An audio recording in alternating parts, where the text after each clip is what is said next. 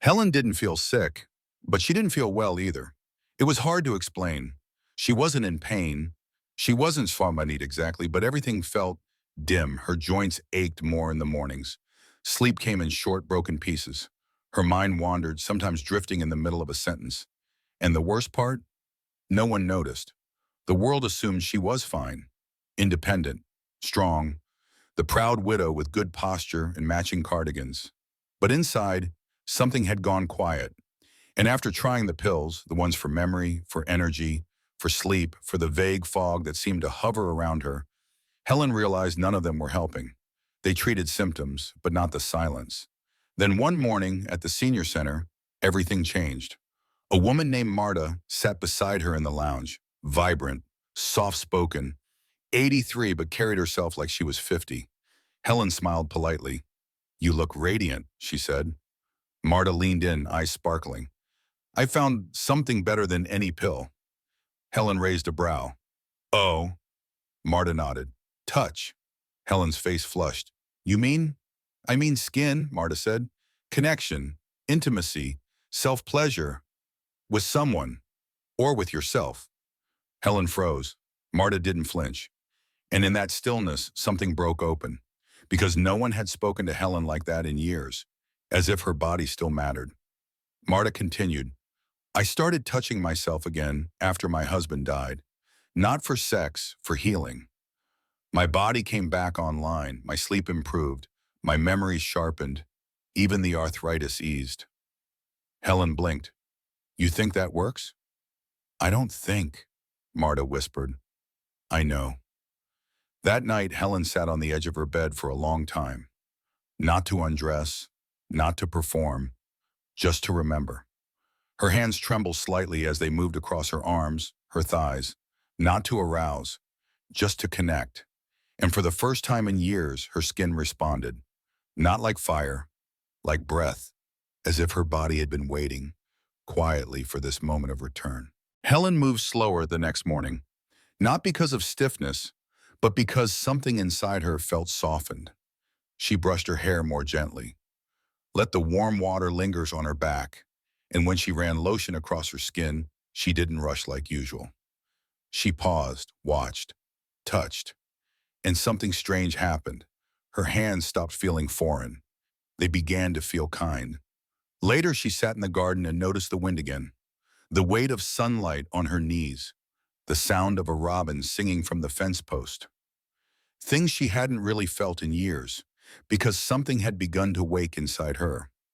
Not sexuality, sensuality, a quiet, sacred return to sensation. It wasn't about lust or fantasy. It was about aliveness. She thought of Marta's words. Touch wakes up the body. The rest follows. And science agreed. Studies from Johns Hopkins and the Cleveland Clinic had shown that regular, gentle physical stimulation in older women, whether partnered or solo, directly improves sleep quality, mood regulation, cognitive function, and immune strength. It wasn't just emotional, it was neurological. That's why experts now refer to this process as the sensory restoration reflex, a biological pattern where consistent, mindful touch, particularly when focused on pleasure without pressure, reactivates the parasympathetic nervous system, reduces cortisol, boosts oxytocin, and reverses the low-grade numbness many aging women experience. Helen didn't know all those terms, but she knew how she slept that night, deeper. She knew how her mind felt the next day, sharper. And most of all, she noticed her longing, not for romance, not even for sex, for intimacy, with herself. She began a nightly ritual. She didn't rush, didn't try to climax. She simply lit a candle, laid back, and placed her hand over her heart. Sometimes it moved lower, sometimes not. But each time, she whispered something she hadn't said in decades. "I still matter." And her body, poem, believed her. Helen began writing again. Not novels or stories, just thoughts, feelings, little notes about how her body responded when she treated it with gentleness instead of judgment. "My breath deepened today after I touched my neck slowly. My hands felt warm for the first time in months. My belly softened when I said thank you to it." They were quiet truths, And each time she wrote them, her shame unraveled a little more. Because for most of her life, touch had been something given, rarely chosen. As a young woman, it had been about performance. As a wife, about duty. A widow, about absence. But now, at 72, Helen was discovering a new kind of intimacy. Self-guided, self-honoring, self-restoring. And it was changing her. She no longer apologized when she moved slower. She no longer felt silly lighting a candle for herself. She no longer flinched when her fingertips drifted over sagging skin. Instead, she began to smile, not because her body was fixed, but because she had finally come home to it. That's what geriatric therapists now call the touch integration response, a phase in older women where routine sensual contact, free from pressure or performance, reestablishes body connection, promotes emotional regulation, and improves neurological clarity. It works better than any pill because it activates the body's own pharmacy. It tells the brain, I'm safe here. It tells the heart, I'm still wanted. It tells the immune system, you can rest now. Helen didn't expect the effects to reach so far, but they did. Her digestion improved. Her afternoon anxiety eased. She stopped needing her sleep aid every night. And perhaps most beautifully, she looked in the mirror and whispered, you are still beautiful. Not because someone says so, but because you're listening. She had become her own medicine, not by escaping her age, but by honoring it.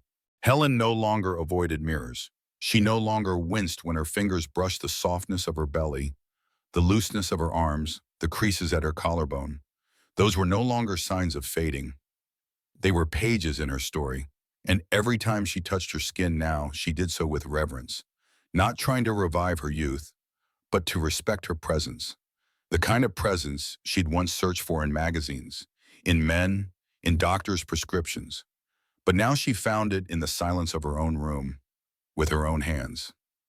Marta was right, it worked better than any pill. Not because it solved everything, but because it connected everything. That's the truth no one tells older women. You are not dried up. You are disconnected. And disconnection is not permanent. In fact, the body has a quiet ability to return when it's gently reinvited. That's what researchers now name the restorative pleasure loop. It's a self-sustaining pattern that forms when regular sensual touch, without pressure or expectation, triggers oxytocin, lowers cortisol, deepens vagal tone, and brings the nervous system into regulation. It's how the body says, yes, I still want to live. And Helen could feel it, in the calm that came at night, in the clarity that returned during conversation, in the warmth of her own fingertips as they settled over her abdomen with nothing to prove. She wasn't rushing to climax. She wasn't getting it over with. She was being. One evening while brushing her hair, she said aloud to the quiet room, I deserve this. Not as a woman, not as a widow, as a living being. Because no one ever told her the truth. Touch is not just a bonus, it's essential care. And when she gave it to herself daily, her body gave something back. Ease, lightness, a sense of wholeness she thought had been lost forever. Helen no longer saw her age as a decline. She saw it as a doorway into deeper gentleness, deeper truth, deeper belonging, not to the past, not to someone else's arms, to herself. Each night her ritual continued. She'd light a small candle, pull back the sheets, and settle beneath them. Not to sleep right away, but to return to her body with kindness. Some nights, her hand barely moved. Other nights, it wandered. But always it arrived at the same place, presence. She wasn't doing it to fix herself. She was doing it to feel herself again. That's what so many women never get told. That when you touch yourself, not to perform, but to connect, your body rewrites its own chemistry. Your sleep deepens. Your digestion softens. Your breath becomes your companion again. And your mind quiets the invisible ache that no medication ever quite reaches. This is the final phase doctors and therapists now call the inner soothing cycle. A full-body return to regulation, where sensual touch practiced regularly acts as emotional medicine, hormone stabilizer, and even immune support, without a single pill. Helen didn't expect to feel younger. She simply felt whole. She moved through her days slower now, but with more certainty. Her skin didn't glow the way it once had, but when she looked in the mirror, she saw peace. She saw a woman who had come home to herself. And that, she realized, is what Marta had meant all along. That this quiet, brave, sacred act of self-touch wasn't about pleasure alone. It was about restoration. It was how she began telling her body again, you are still mine and you still matter. So if you are listening now and your days feel gray, if your body feels like something you used to loathe in, if you've tried the pills, the books, the rituals, and still feel far from yourself, try this, not with urgency, not with shame, but with love, because your body doesn't want to be young again. It wants to be touched with care. And when it is, it remembers how to live.